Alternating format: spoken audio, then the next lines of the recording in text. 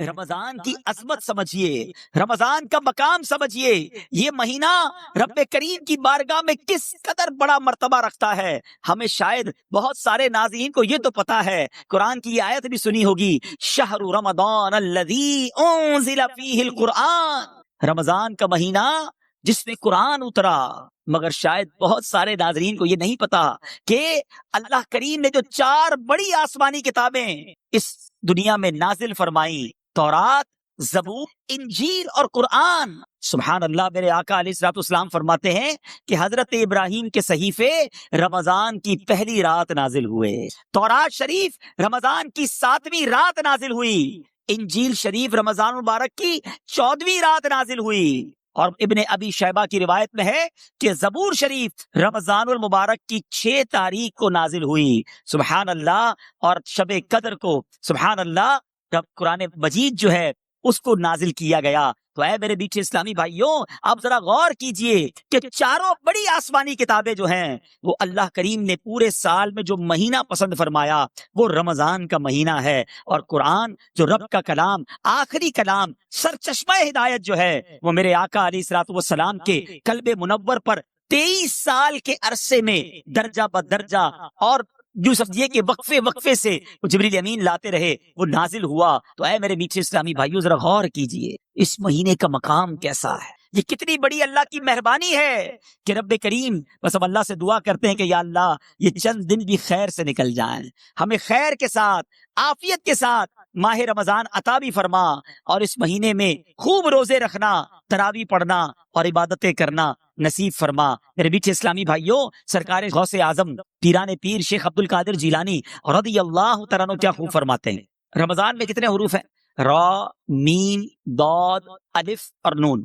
غوث پاک کتنی پیاری تفصیل بیان کرتے ہیں کہ را سے مراد رضوان اللہ یعنی رضائے الہی ہے، میم سے مراد محابات اللہ عن العصاة یعنی اللہ پاک کی گناہ گاروں پر رحمت اور مہربانی فرمانا ہے۔ لفظ رمضان میں جو تیسرا حروف ضاد ہے اس سے مراد ضمان اللہ یعنی اللہ پاک کی امان ہے۔ چوتھا لفظ الف ہے، اس سے مراد الفت اللہ محبت الہی ہے۔ آخری لفظ نون، اس سے مراد نور اللہ۔ سبحان اللہ، اس سے پتا چلا کہ رمضان مبارک اللہ پاک کی رضا ملنے کا مہینہ ہے، گناہ گاروں پر رحمتیں برسانے کا مہینہ ہے، اللہ کی طرف سے امان ملنے کا مہینہ ہے، اللہ پاک کی محبت نصیب ہونے کا مہینہ ہے، اور سنو رمضان نور الہی ملنے کا مہینہ ہے۔ اتنی برکتیں، سبحان اللہ۔ اے میرے بیچ اسلامی بھائیوں، حضور غوث پاک مزید کیا فرماتے ہیں؟ فرماتے رمضان کی مثال سینے میں دل جیسی ہے۔ ذرا غور کیجئے کہ پورے جسم کی موسٹ امپورٹنٹ تھنگ جو ہے وہ دل ہے۔ فرمایا رمضان کی مثال سینے میں دل جیسی ہے، دل کو نور ایمان اور نور معرفت سے زینت و خوبصورتی ملتی ہے، اسی طرح رمضان مبارک کو تلاوت قرآن کے نور سے آراستہ اور مزین کیا جاتا ہے۔ کیا پیاری بات فرماتے ہیں کہ رمضان کی مثال انسانوں میں انبیاء جیسی ہے، جیسے لوگوں میں نبیوں کا مرتبہ ہے نا، فرمایا عام مہینوں میں رمضان کی مثال جس طرح انسانوں میں انبیاء جیسی ہے، فرمایا کیونکہ انبیاء مجرموں کی شفاعت کرتے ہیں، رمضان بھی روزہ داروں کی شفاعت فرمائے گا۔ اچھا آگے فرماتے ہیں رمضان کی مثال شہروں میں، پوری دنیا میں کتنے شہر ہیں مگر مکے مدینے کی بات ہی نرالی ہے نا۔ غوث پاک کہتے ہیں رمضان کی مثال شہروں میں مکہ اور مدینہ جیسی ہے کہ ان شہروں میں دجال داخل نہیں ہو سکے گا، اور رمضان مبارک میں سرکش شیطانوں کو زنجیریں ڈال کر قید کر دیا جاتا ہے۔ فرمایا ان تمام برکتوں اور فضیلتوں کے ہوتے ہوئے بھی جو شخص رمضان المبارک میں اپنی بخشش نہ کروا سکے تو اور کس مہینے میں بخشا جائے گا؟ پھر کون سا وقت آئے گا جب بخشش ہوگی؟ ہر مسلمان کو چاہیے اس ماہ مقدس میں خوب توبہ کرے، اس سے پہلے کہ توبہ کا دروازہ بند کر دیا جائے۔ ہر مسلمان کو چاہیے کہ اس ماہ مبارک میں کثرت کے ساتھ گریہ و زاری کرے، اس سے پہلے کہ رحمت کا وقت گزر جائے۔ بھائیوں بہنوں، گناہوں سے سبھی توبہ کرو، خلد کے در کھل گئے، داخلہ آسان ہے، آ گیا رمضان، عبادت پر کمر آپ باندھ لو، فیض لے لو جلد، یہ دن 30 کا مہمان ہے۔ یہ موقع آ رہا ہے، یہ وقت آ رہا ہے اللہ کو راضی کرنے کا، یہ وقت ہمیں مل رہا ہے رحمتیں لوٹنے کا۔ اے میرے بیچ اسلامی بھائیوں، آئیے کچھ احادیث کے مطابق مزید ماہ رمضان کے فضائل سنتے ہیں۔ دیکھیں رمضان کی پہلی رات، بہت امید ہے کہ چند دنوں میں انشاءاللہ وہ پہلی رات آ جائے گی۔ وہ پہلی رات بھی بڑی اہمیت والی ہے۔ اس پہلی رات جب آتی ہے، آسمانوں کے دروازے کھول دیے جاتے ہیں اور آخری رات تک بند نہیں ہوتے۔ جو بندہ ماہ رمضان کی رات میں نماز پڑھتا ہے، اللہ عز و جل اس کے ہر سجدے کے بدلے اس کے لیے 1500 نیکیاں لکھتا ہے اور اس کے لیے جنت میں سرخ یاقوت کا گھر بناتا ہے۔ اے تراویاں پڑھنے والوں تمہیں مبارک ہو، اے نمازیں پڑھنے والوں تمہیں مبارک ہو، اے رات میں عبادت کرنے والوں تمہیں مبارک ہو۔ ہر سجدے پر 1500 نیکیاں ہیں اور سرخ یاقوت کا گھر مل رہا ہے جو ماہ رمضان کا پہلا روزہ رکھتا ہے۔ ابھی تو اسٹارٹ ہوتے ہی دیکھو ہیں، پہلے دن اور پہلی رات سے ہی برکتوں کا کیسا حال ہے۔ فرمایا جو پہلا روزہ رکھتا ہے اس کے پچھلے گناہ معاف کر دیے جاتے ہیں۔ صبح سے شام تک 70,000 فرشتے اس کے لیے دعائیں مغفرت کرتے رہتے ہیں۔ رات اور دن میں جو بندہ جب بھی سجدہ کرتا ہے، اس کے ہر سجدے کے بدلے اسے جنت میں ایک ایسا درخت عطا کیا جاتا ہے کہ اس کے سائے میں گھوڑ سوار جو ہے وہ 500 سال تک چلتا رہے۔ اتنا بڑا درخت جنت میں دیا جائے گا۔ ہر سجدے کے بدلے نوافل پڑھنے والے، نمازیں پڑھنے والے، اوابین پڑھنے والے، تہجد پڑھنے والے، تراویح پڑھنے والے، ان سب کو مبارک ہو۔ آئیے بیچ اسلامی بھائیوں، میں بھی نیت کروں، آپ بھی نیت کریں کہ رمضان کے پورے روزے رکھیں گے۔ رمضان کی جتنی نمازیں انشاءاللہ پڑھیں گے اس میں ساری سنتیں، سارے نوافل بھی پڑھیں گے، انشاءاللہ پوری تراویح پڑھیں گے، خوب تلاوت قرآن کریں گے۔ دیکھیں نا کاروباری لوگوں کا حال کیا ہوتا ہے، جو بزنس مین ہوتے ہیں، ہر بزنس کا ایک سیزن آتا ہے۔ گرمیوں میں کولر والے کہتے ہیں ہمارا سیزن آیا ہے، ایئر کنڈیشن والے کہتے ہیں ہمارا بڑا سیزن آیا ہے، پنکھے والے بڑے مصروف ہو جاتے ہیں، برف والوں کا کام چمک جاتا ہے، وہ کہتے ہیں وقت آیا ہے کمانے کا۔ سردیاں آتی ہیں تو کمبل والے، ہیٹر والے، بہت سارے ایسے کام ہیں جو سردیوں میں چلتے ہیں۔ شادیاں آتی ہیں تو شادیوں کا سیزن آتا ہے تو کپڑے والوں کا سیزن چل پڑتا ہے۔ آج کل کئی علاقوں میں فصل کی کٹائی ہو رہی ہے تو کئی تہوار ان علاقوں میں فصل کی کٹائی کے ساتھ جڑے ہوئے ہوتے ہیں کہ جناب فصل کٹے گی تو پھر شادی بھی کریں گے، اب جناب موٹر سائیکل بھی لیں گے۔ یعنی کئی کاروبار کے سیزن آتے ہیں اور اس میں لوگ بھرپور طریقے سے کوشش کرتے ہیں کہ زیادہ سے زیادہ کام کریں تاکہ مال کما لیں۔ سچی بات یہ ہے کہ اے گناہ گاروں، تمہارے لیے رحمتوں کا سیزن آ گیا، برکتوں کا سیزن آ گیا ہے، مغفرتیں لوٹنے کا سیزن آ گیا ہے، نیکیوں کا ریٹ بڑھا دیا گیا ہے، اجر بڑھا دیا گیا۔ نفل کا ثواب فرض کے برابر، فرض کا ثواب 70 گنا کر دیا گیا۔ میرا اور آپ کا جو خطرناک ترین دشمن ہے شیطان، اسے قید کر دیا گیا۔ کتنا آسان کر دیا گیا عبادت کرنا۔ ہے میرے میٹھے اسلامی بھائیوں، اب دیکھنا یہ ہے کہ ہم اس رمضان کی تیاری کیسی کر رہے ہیں، پریپریشن کیا ہو رہی ہے۔ یہ مہمان آ رہا ہے، آپ کے گھر میں مہمان آتا ہے، آپ تیاری کرتے ہیں۔ اچھا، جیسا مہمان ویسی تیاری کرتے ہیں، ٹھیک ہے نا؟ جتنا قریبی مہمان ہوتا ہے اس کے لیے زیادہ تیاری ہوتی ہے، لیکن رمضان کے لیے کوئی تیاری ہے؟ ذرا سوچئے۔ اچھا، رمضان کے لیے تیاری نہیں ہوتی ہے لیکن عید کے لیے تیاری ہوتی ہے، جو پورا رمضان گزار کر ایک دن کے لیے آتی ہے۔ بلکہ کچھ لوگ تو رمضان میں عید ہی کی تیاری کر رہے ہوتے ہیں، کپڑے کون سے لینے ہیں، اس دن کیا بنانا ہے۔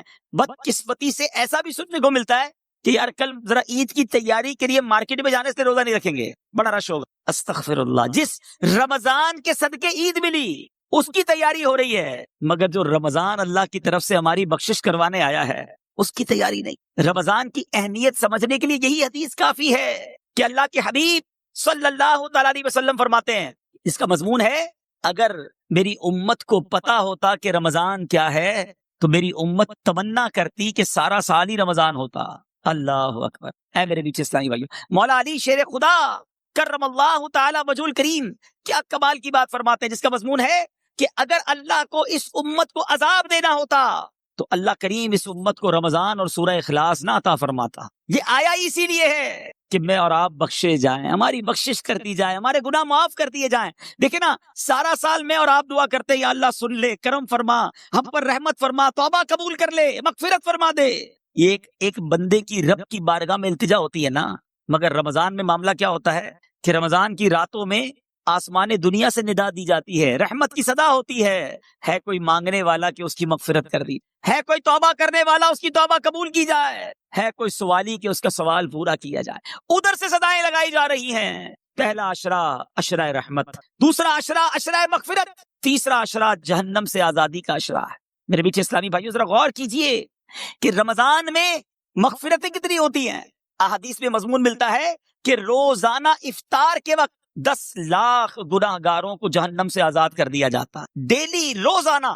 فرمایا کہ جب رمضان میں جمعے کا دن آتا ہے، جمعرات کی رات اور جمعے کے دن ہر لمحے 10 لاکھ بخشے جا رہے ہیں۔ اور پھر فرمایا جب رمضان کی آخری رات آتی ہے نا، تو جتنے پورے مہینے میں بخشے تھے اس کی تعداد کے مطابق اتنے گناہگار اور جہنم سے آزاد کر دیے جاتے ہیں۔ ہمارے کیلکولیٹر جواب دے جائیں گے، اتنے لوگ بخشے جاتے ہیں، اس میں بھی چند بد نصیب ہوتے ہیں جو نہیں بخشے جاتے۔ اور اس کے بارے میں آپ نے سن لیا شروع میں کہ جو رمضان کو پائے اور اپنی مغفرت نہ کروا سکے وہ ہلاک و برباد ہو جائے۔ اے میرے بیچ اسلامی بھائیوں، ہمیں پلاننگ کرنی ہے، ہمیں تیاری کرنی ہے کہ رمضان گزارنا کیسے ہے۔ آج گھر میں دعوت ہو تو کتنی بار گھر میں مشورہ ہوتا ہے، بڑی دعوت تو زیادہ مشورے کہ پہلے کیا کھلائیں گے، مہمانوں کو پہلے کیا پیش کریں گے، بعد میں کیا دیں گے، میٹھا کیا ہوگا، بٹھائیں گے کدھر، لسٹ کیا ہوگی۔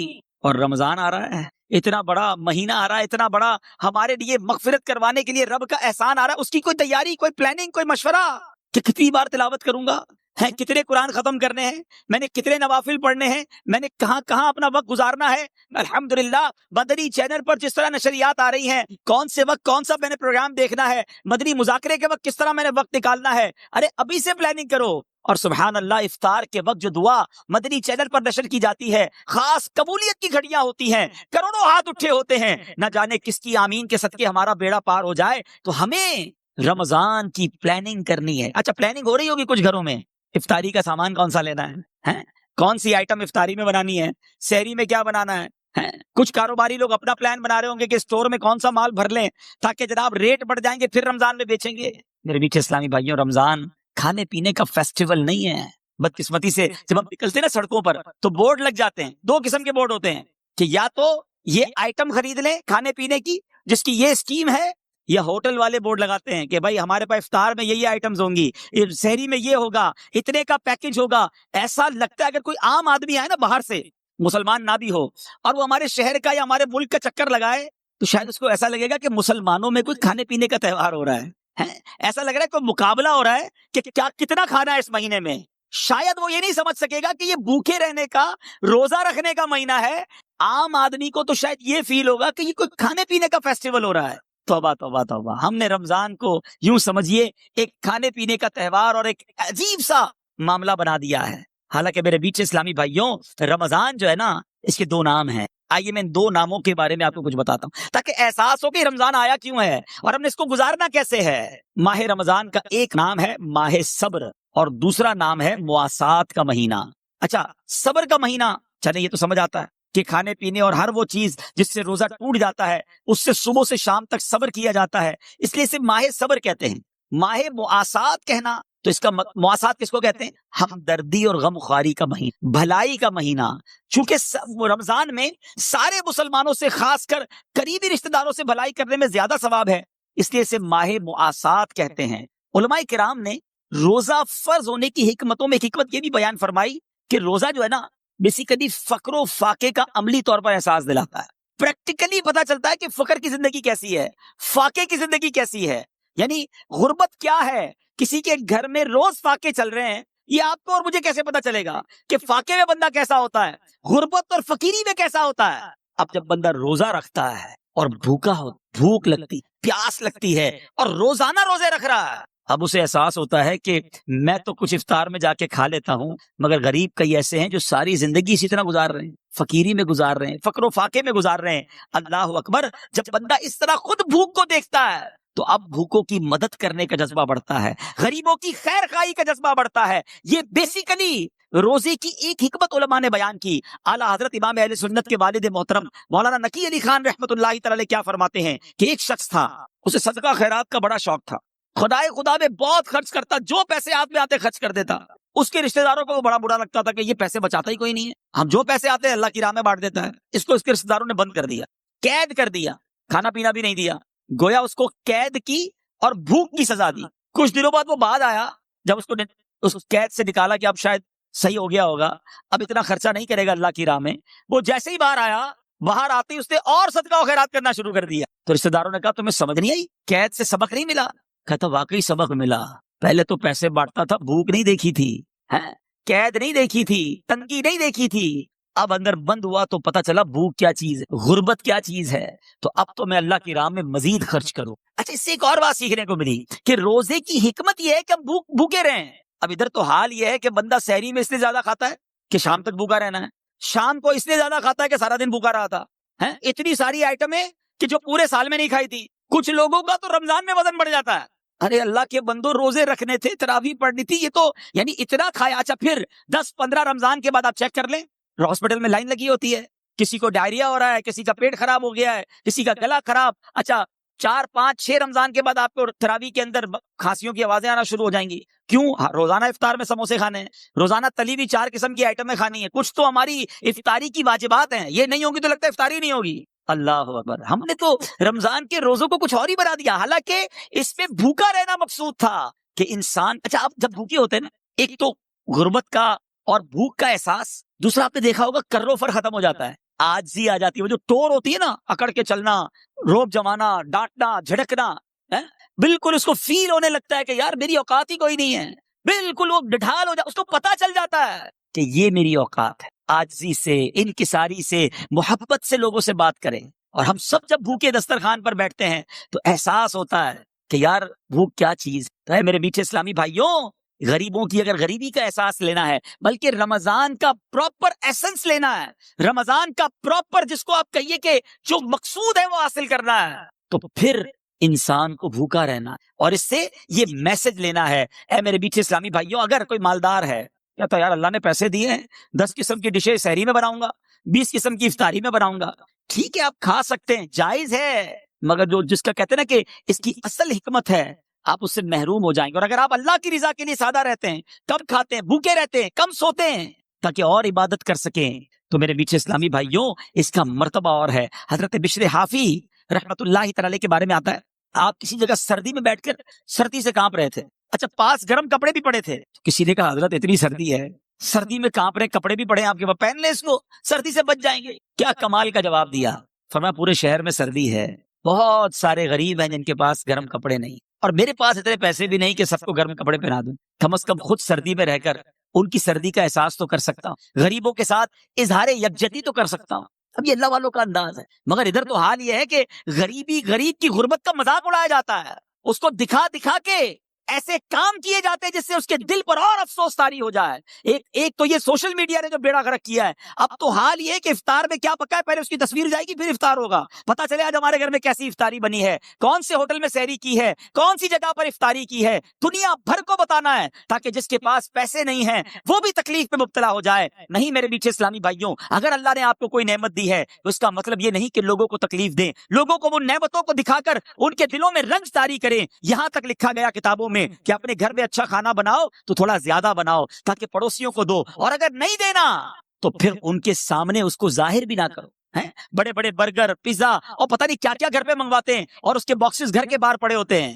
برابر والے کا بچہ غریب ہے, والد کو کہتا ہے ابو دیکھو پڑوس میں یہ آیا, ہمیں بھی یہ کھانا ہے. وہ والد کہاں سے کھلائے گا, اس کے پاس پیسے ہی نہیں. یا تو ساتھ دے غریبوں کا, اگر نہیں دے سکتے تو ان پر اور تکلیف طاری نہ کر دیں. اللہ کرے کہ یہ بات سمجھ میں آ جائے. یہ اپنی نعمتوں کا اظہار کر کے ایک بڑا نقصان پتہ ہے کیا کرتے, اس سے آپ حسد میں مبتلا, لوگ آپ سے حسد میں مبتلا ہو جاتے ہیں, نظریں لگ جاتی ہیں لوگوں کی. ہر بات اللہ نے دی ہے نا آپ کو, آپ استعمال کریں, اللہ کا شکر ادا کریں. ضروری ہے ہر نعمت لوگوں کو بتانا ہے؟ پھر کہتے پتہ نہیں کوئی عمل ہو گیا ہے, کوئی نظر لگ گئی ہے. ارے بھائی, تم نے کون سی چیز تمہارے پاس ہے سب تم نے سوشل میڈیا پہ ڈال دی ہے. آج نیا فون خریدا ہے, آج نئی گاڑی خریدی ہے, آج میں نے یہ والی کرسی خریدی ہے, تو یہ والی گھڑی خریدی ہے. کیوں بتانا ہے سب کو بھائی, پتا بھی تو چلے نا کتنا پیسہ ہے, تو پھر بھگتے ہیں.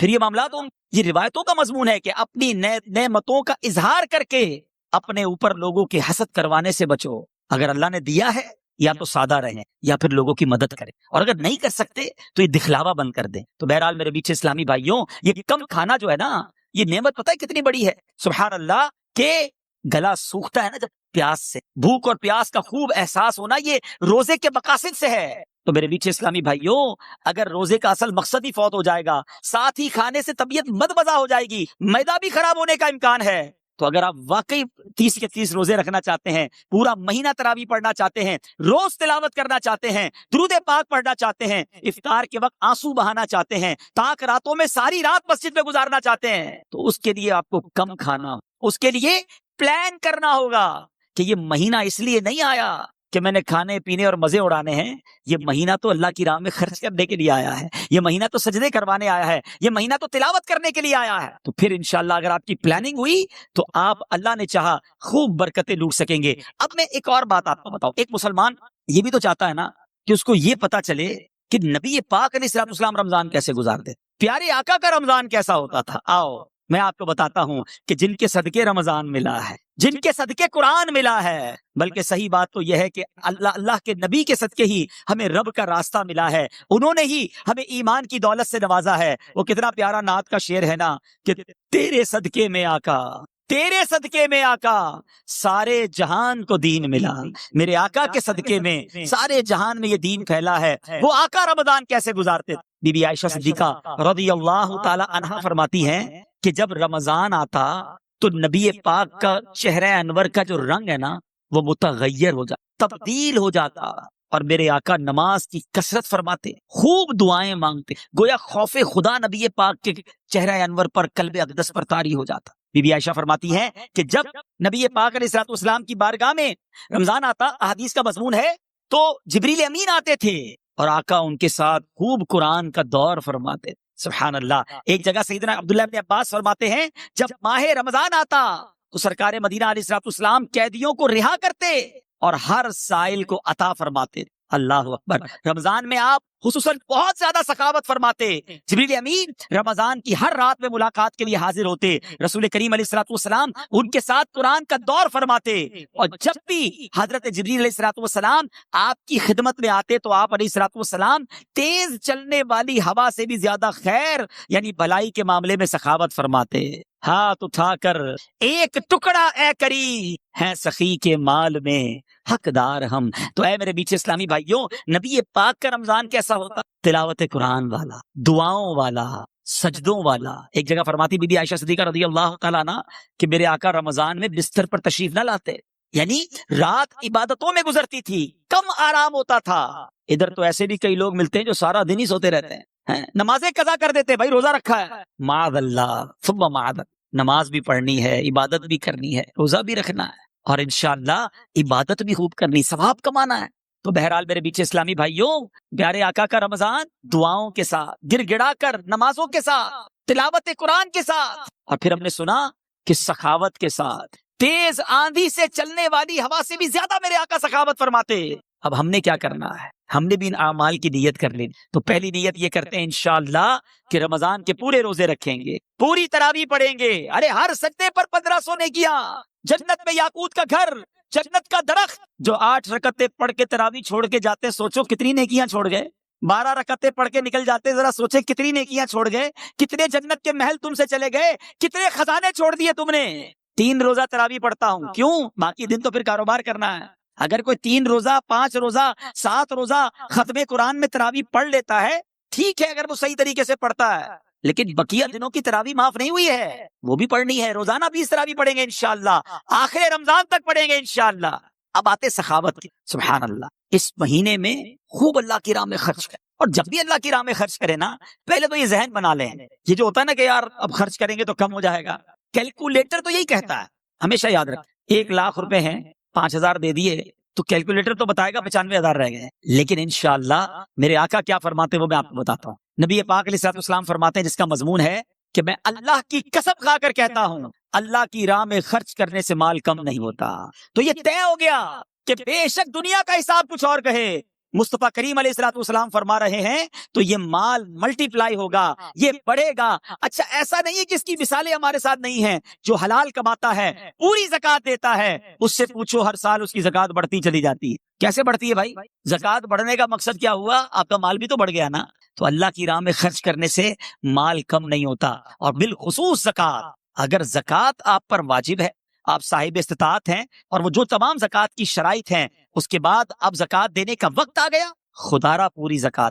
میں جو اب جملہ کہنے جا رہا ہوں یہ بڑے درد دل کے ساتھ کہہ رہا ہوں کہ بدقسمتی سے جس طرح دکھنے کو ملتا ہے کہ شاید 5-7% لوگ پورے پاکستان میں یا دنیا میں دیکھیں 10% ہوگا یا 5-7% ہی ہوگا کہ رمضان کے علاوہ نماز پڑھتے ہیں، لیکن ایسا ہی لگتا ہے کہ شاید اتنی ہی پرسنٹیج پوری زکوٰۃ دے، ورنہ لوگ اب زکوٰۃ بھی نہیں. حالانکہ احادیث میں زکوٰۃ کو مال کا میل قرار دیا گیا، یہ جس مال میں مل جائے گا نا اس مال کو بھی برباد کر دے گا. لیکن آج خیال ہی نہیں، یا تو زکوٰۃ دینا بڑا بھاری پڑتا ہے، یہ چند 100,000 اور لاکھ والے شاید زکوٰۃ دے دیتے ہوں، لیکن جب زکوٰۃ لاکھوں اور کروڑوں میں پہنچتی ہے نا تو اب شیطان دل پکڑ لیتا ہے، اتنے پیسے زکوٰۃ میں دے دے گا. اللہ اکبر. یہ 10 لاکھ کی زکوٰۃ دینے والا جو گھبرا رہا ہے، یہ اللہ کا بندہ کیوں نہیں سوچتا کہ اللہ نے 4 کروڑ دیے تو 10 لاکھ بنی ہے نا، تمہیں تو شکر ادا کرنا چاہیے تھا. میں یہاں ایک مشورہ دیتا ہوں کہ جب بھی اللہ کی راہ میں خرچ کرنے کی باری آئے نا، زکوٰۃ دینے کی باری آئے، صدقہ دینے کی باری آئے، تو خرچ بھی کرو اور اللہ کا شکر بھی ادا کرو کہ یا اللہ تیری مہربانی، تو نے دینے والا بنایا، مانگنے والا نہیں. تمہیں دیتے وقت بھاری پڑتا ہے، شکر ادا کرو اللہ نے دینے والا بنایا ہے. پوری زکوٰۃ ادا کریں اور زکوٰۃ بڑھ کر اور ادا کریں، صدقہ اور خیرات بھی کریں.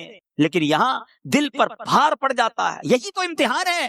سخی اللہ کو پسند ہے، یاد رکھیے گا میٹھے اسلامی بھائیوں. احادیث میں یہ مضمون ملتا ہے کہ سخی اللہ کے قریب، جنت کے قریب، لوگوں کے قریب ہوتا ہے اور دوزخ سے دور ہوتا ہے. اور جو بخیل ہوتا ہے نا، کنجوس، فرمایا وہ اللہ سے بھی، بندوں سے بھی دور، جنت سے بھی دور ہوتا ہے، دوزخ کے قریب ہوتا ہے. اپنے دل سے پوچھو کدھر ہے؟ سخاوت والی سائٹ پر ہے یا بخل والی سائٹ پر، کنجوسی والی سائٹ پر ہمارا دل ہے؟ تو ہے میرے میٹھے اسلامی بھائیوں، ماہ رمضان یہ اللہ کی راہ میں خرچ کرنے کا مہینہ ہے. اور اگر آپ کی زکوٰۃ ادا ہو بھی جائے اور مزید نیکیاں کمانے کا موقع ملے نا تو اور خرچ کر دینا، جاتا کوئی نہیں ہے. ہاں، بڑی پیاری ایک حدیث پاک ہے جس کا مضمون ہے گن گن کر خرچ نہ کرو ورنہ وہ رب کریم بھی تمہیں گن گن کر عطا فرمائے گا. ارے اللہ جب دیے جا رہا ہے تو آپ خرچ کریں، اور یہ خرچ کرتے وقت اگر یہ مائنڈ سیٹ بن جائے نا، ذہن بن جائے کہ یہ میرے جیب سے نکل کر جہاں میرے ہی اکاؤنٹ میں رہا ہے، ہاں میرے ہی انشاءاللہ آخرت کے اکاؤنٹ میں جمع ہو رہا ہے، تو پھر دینے میں غم نہیں آئے گا. کوئی ایسا بندہ دیکھا ہے آپ نے کہ آپ کو ملے یار آج بہت موڈ آف ہے، کیوں بھائی؟ وہ لاکھ روپے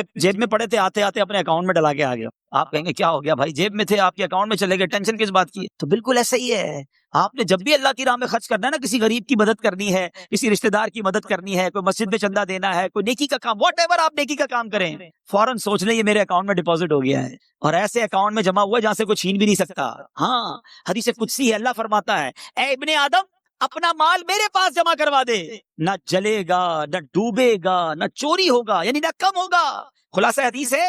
اور اللہ فرماتا ہے میں اس دن تجھے دوں گا جس دن تجھے نیکی کی ضرورت ہوگی. یاد ہے نا قیامت کا دن کتنا نفسا نفسی کا دن ہوگا. ایسی نفسا نفسی میں میری نیکیاں ڈپازٹ ہیں اور اللہ نے وعدہ فرمایا تجھے اس دن دوں گا جس دن تجھے نیکی کی ضرورت. تو اس کا تو طریقہ یہ ہونا چاہیے کہ زکوٰۃ تو پوری دینی ہے، اس کے بعد بھی جب موقع ملے نا، یار تھوڑے پیسے ہیں یا تھوڑے اور ڈال دیتا ہوں آخرت کے اکاؤنٹ میں، تھوڑے اور جمع کروا دیتا ہوں. وہ نہیں کمیٹی ڈالتے ہیں لوگ، کمیٹی BC جس کو کہتے ہیں، یار تھوڑے تھوڑے جمع کر لو، برے وقتوں میں کام آئے گی. یہ شاندار کمیٹی ہے، یہ شاندار BC ہے. اللہ کی راہ میں خرچ کرتے رہا کرو، نیکی کا موقع ملے تلاش کر کے خرچ کر دیا کرو تاکہ وہاں ملے کہ جہاں کوئی مدد کرنے والا نہیں ہوگا. تو ہے میرے میٹھے اسلامی بھائیوں، پلیز، بڑی دکھ کی بات ہے کہ لوگ پوری زکوٰۃ ادا نہیں کر رہے. اور واقعی ایسا لگتا ہے کہ اگر ہمارے وطن کی صرف میں بات کروں نا، دنیا کی بات نہیں کرتا، چلیں ہمارے وطن میں، کیونکہ میرا صبح و شام کاروباری لوگوں سے ملنا رہتا ہے، بزنس کمیونٹی سے ملنا رہتا ہے، اگر ہمارے وطن میں لوگ پوری زکوٰۃ دے دینا تو مجھے لگتا ہے ہمارے وطن میں ایک بھی غریب باقی نہیں بچے گا.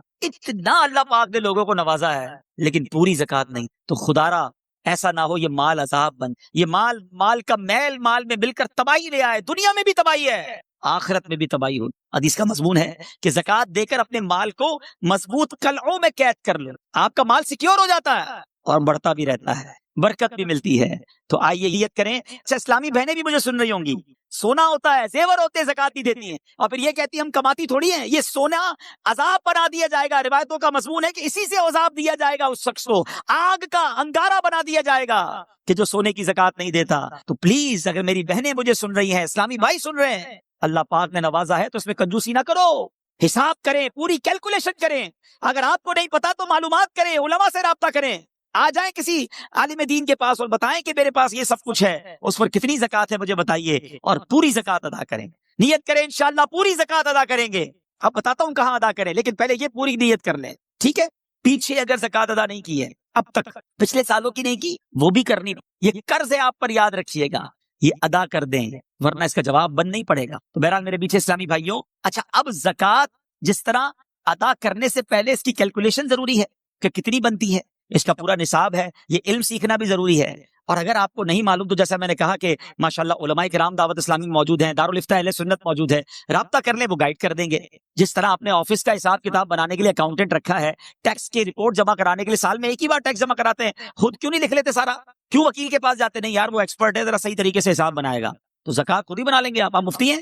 اگر آپ کو یہ علم نہیں ہے تو معلوم کر لیں، کسی عالم دین سے مشورہ کر لیں تاکہ آپ کی زکوٰۃ پراپر ادا ہو جائے۔ اچھا اب آتے ہیں کہ زکوٰۃ دینی کہاں ہے۔ ظاہر اس کا بھی ایک پورا پروسیجر ہے کہ جو زکوٰۃ لینے کے مستحقین ہیں اس میں پہلا حق جو ہے آپ کے اپنے غریب رشتہ داروں کا، ٹھیک ہے، جو اس کی شرائط ہے زکوٰۃ کے حوالے سے، اس شرائط اگر پوری ہوتی ہے تو پہلا حق آپ کے اپنے غریب رشتہ داروں کا ہے، ان کو دیجیے۔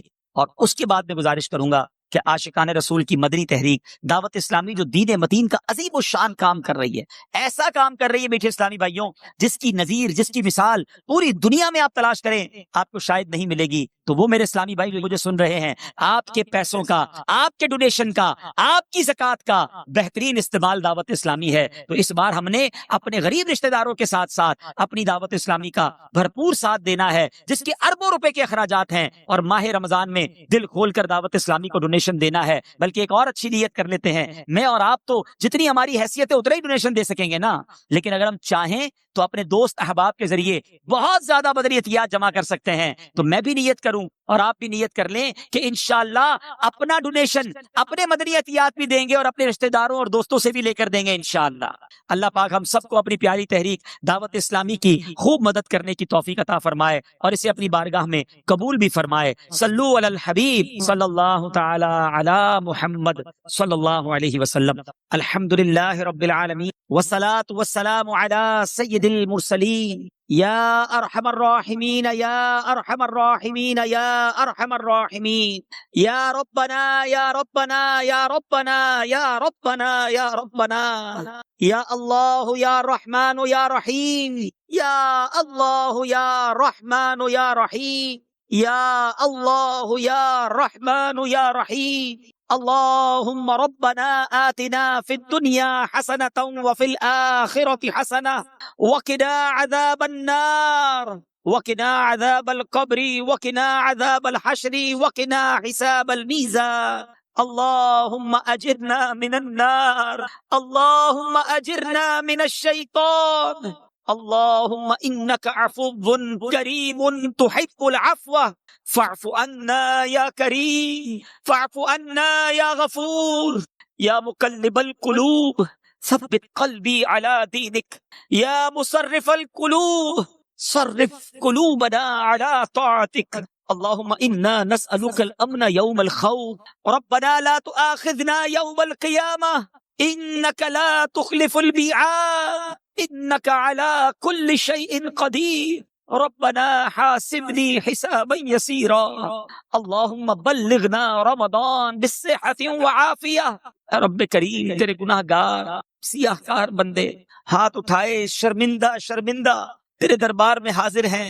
اے رب کریم، ہمارے گناہ بہت زیادہ ہیں، ہم مانتے ہیں، مگر مالک تیری رحمت کا کوئی کنارہ نہیں ہے، تیری رحمت کے آگے ہمارے گناہ کچھ بھی نہیں ہیں۔ اے رب کریم، ہم سب کی مغفرت فرما دے، ہمارے صغیرہ گناہ بھی معاف کر دے، ہمارے کبیرہ گناہ بھی معاف کر دے، ہمارے چھپ کر کیے ہوئے گناہ بھی معاف فرما، ہمارے اعلانیہ گناہوں کو معاف فرما۔ اے کریم، کچھ ہی لمحوں میں، کچھ ہی دنوں میں رحمتوں والا مہینہ آنے والا ہے۔ اے اللہ، ہمیں صحت کے ساتھ، عافیت کے ساتھ ماہ رمضان سے ملا دے، پورے روزے رکھنے والا بنا دے، پوری تراویح پڑھنے والا بنا دے، خوب تلاوت کرنے کا ذوق عطا فرما۔ تیری طرف سے اگر طاقت ملی تو یہ ہوگا مولا، ورنہ ہم تو سست ہیں، ہم کاہل ہیں۔ اے اللہ، ایسی توفیق دے دے کہ تیرے پسندیدہ بندوں جیسا رمضان ہم بھی گزارنے میں کامیاب ہو جائیں۔ ایک رمضان تو مولا زندگی میں ایسا گزاریں جس پہ مالک تیری بارگاہ میں خوب جی بھر کر عبادت کریں۔ اب تک کئی رمضان گزارے ہیں، ہمیں معلوم ہے غفلت میں گزارے ہیں، بلکہ ساری زندگی ہی ایسی گزار دی کہ ایک سجدہ یاد نہیں جو تیرے دربار کے شایان شان ہو، ایک نیکی ایسی ایسی معلوم نہیں جو تیرے دربار میں قبول ہوئی کہ نہیں۔ میرے مولا ہماری غفلتیں معاف کر دے، ہماری سستیاں معاف کر دے، اور اب اپنے پسندیدہ بندوں میں ہمیں شامل فرما لے۔ اے رب کریم، اے رب کریم، نہ جانے کہاں کہاں تیرے بندے اور تیری بندیاں ہاتھ اٹھائے اس دعا میں شامل ہوں گے۔ اے اللہ بیماروں کو شفا دے دے، قرض داروں کے قرضے اتر جائیں، لے اولادوں کو نیک اور صالح اولاد دے دے، جن کو اولاد دی ہے ان والدین کو اولاد کا سکھ نصیب فرما، اولاد ماں باپ کی فرما بردار بنا دے۔ اے رب کریم، قرض داروں کے قرضے اتر جائیں، ہم سب کے رزق حلال میں برکت ڈال دے، رزق حرام سے ہم سب کو محفوظ فرما۔ اے اللہ کرم کر، بڑے دن ہو گئے مدینہ دیکھے مولا۔ اے اللہ، اے رب کریم، جلدی جلدی مدینہ دکھا دے، ہمیں بھی کعبہ دکھا دے، رمضان مکہ مدینہ دکھا، اسی سال حج کی سعادت بھی عطا فرما۔ اے اللہ ہم سب کی جان، مال، عزت، آبرو، آل اور اولاد، دین اور ایمان کی حفاظت فرما۔ ہمیں حاسدوں کے حسد سے بچا لے، بد نظروں کی بد نظری سے بچا، شیطان کے شر سے بچا، جادو ٹونے آسیب سے بچا، زمینی اور آسمانی بلاؤں، زلزلوں، طوفانوں اور وائرسوں سے محفوظ فرما۔ اے رب کریم، اے رب کریم، ہماری دعوت اسلامی کو خوب ترقیاں عطا فرما، ہمیں بھی دعوت اسلامی کا بڑھ چڑھ کر مدنی کام کرنے والا بنا دے، دعوت اسلامی کا بڑھ چڑھ کر تعاون کرنے والا بنا دے۔ امیر اہل سنت اور تمام علماء اور مشائخ اہل سنت کا سایہ ہمارے سروں پر تا دیر قائم و دائم فرما۔ اے رب کریم، جو ہمارے حق میں بہتر ہے ہمیں عطا فرما دے، جو حق میں بہتر نہیں اس کا خیال بھی ہمارے دل سے نکال دے۔ میں کیوں کہوں مجھ کو یہ عطا ہو وہ عطا ہو، میں کیوں کہوں مجھ کو یہ عطا ہو وہ عطا ہو، وہ دو کہ ہمیشہ میرے گھر بھر کا بھلا ہو، مٹی نہ ہو برباد بس مرگ الہی، جب خاک اڑے میری مدینے کی ہوا ہو، جب خاک اڑے میری مدینے کی ہوا ہو۔ ببرکۃ ان اللہ وملائکتہ یصلون علی النبی یا ایھا الذین آمنوا صلوا علیہ وسلموا تسلیما، صلی اللہ علی النبی الامی وآلہ صلی اللہ علیہ وسلم، صلاۃ وسلاما علیک یا سیدی یا رسول اللہ۔ اللهم ربي يسر ولا تعسر وتمم لنا بالخير يا فتاح وبك نستعين، وصلى الله تعالى على خير خلقه ونور عرشه سيدنا ومولانا محمد وآله وصحبه أجمعين برحمتك يا أرحم الراحمين۔